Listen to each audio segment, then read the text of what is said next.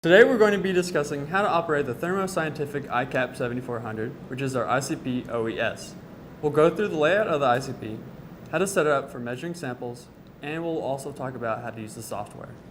Opening up the ICP, we see here the nebulizer and the spray chamber that creates a mist of our sample. The mist is then pushed through to be introduced into the plasma torch. Houses our torch, as we can see right here, which is a quartz tube. Wrapped around our torch is a coil which sustains and initiates our plasma, which is argon gas. The ICP has two viewing angles. It has a radial view, which is orthogonal to the torch, and an axial view, which is straight on. The samples are taken up into the autosampler and are moved towards the ICP torch.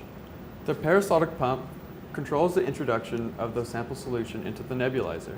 To set up the peristaltic pump, we're going to be pulling the tubing down like this into this notch over here. Afterwards, we're going to be clamping down our tubing, making sure it's aligned, then clamping it in place. Samples to be analyzed will be placed in the Lehman Labs autosampler. This rack right here is our standards rack. We're going to be keeping distilled water in the first position over here so that we can clean the ICP before and after we take our measurements. This rack right here is where we'll be keeping our samples. You'll be using these graduated tubes which house about 15 milliliters each. Plan to use around 10 milliliters for each sample. The argon gas tank will be open and running through the ICP before the experiment. The argon line pressure should be at 83 psi at all times. The argon is continuously ran through the ICP to flush any contaminants that could affect our measurements. So right before we turn the ICP on, we'll turn on the chiller, which is needed to cool the coil used to sustain the plasma. Hitting start is all that's needed. After we're done with the experiment, we'll turn off the chiller. Be sure that all the interlocks are green and ready to go. We'll also be having the peristaltic pump set to 50 RPM. When the interlocks all are green and you have the pump speed of 50, press this button, get ready. A window will open up with different things to adjust. We'll want to keep the warm-up time to 15 minutes and the spectrometer optimization. When you're sure that you have all the settings right, click OK. So now we're going to be creating a lab book which is going to be housing your methods, parameters, and data. What you'll do is create a new lab book from an existing lab book, which the TA will tell you which one to use, and then you'll enter in the name for your lab book. You'll see a periodic table under Analytes. What you'll be doing is deselecting each element that you won't be using in your sample collection. All you have to do is click an element and it gets deselected. Next we'll go under measure modes.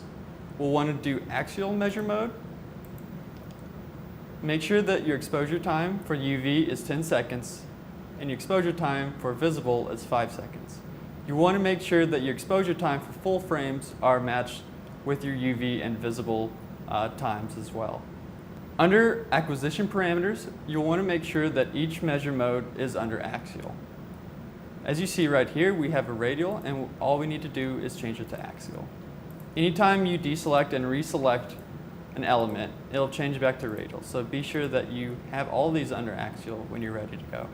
Under ASX 560, which is our autosampler, you see a layout of what our autosampler will be uptaking.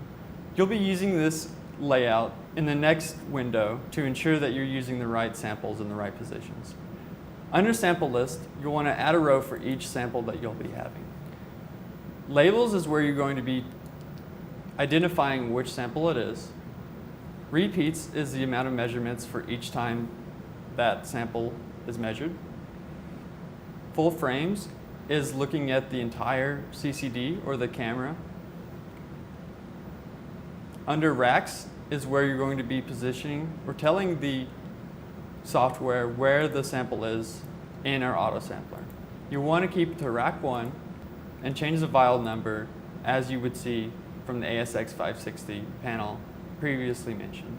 After you have all your samples ready to go, you'll press play up here, and then after that it gets dropped down to the scheduler where you'll also press run as well. Then your measurements are going to be sampled into the ICP.